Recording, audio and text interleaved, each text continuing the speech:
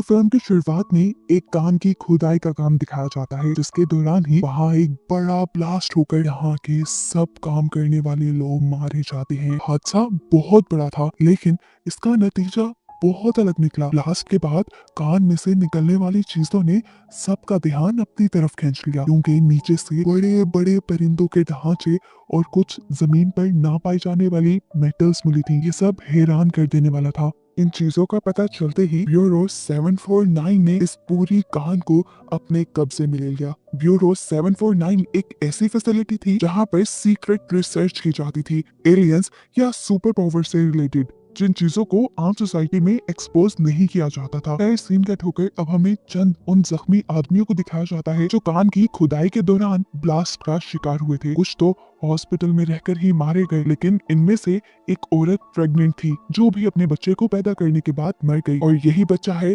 हमारे मूवी का main character मसान। 17 साल बाद अब हम जवान हुए मसान को देखते हैं। इस टाइम बताया जाता है कि कान के ब्लास्ट की वजह से मसान की मॉम को कुछ चीजों ने अफेक्ट किया था, जिसकी वजह से मसान के अंदर कुछ सुपर नेचुरल पावर्स आ गई हैं। हैरान कुन बात थी, उसकी पावर्स बहुत ज्यादा मुख्तलिफ थी।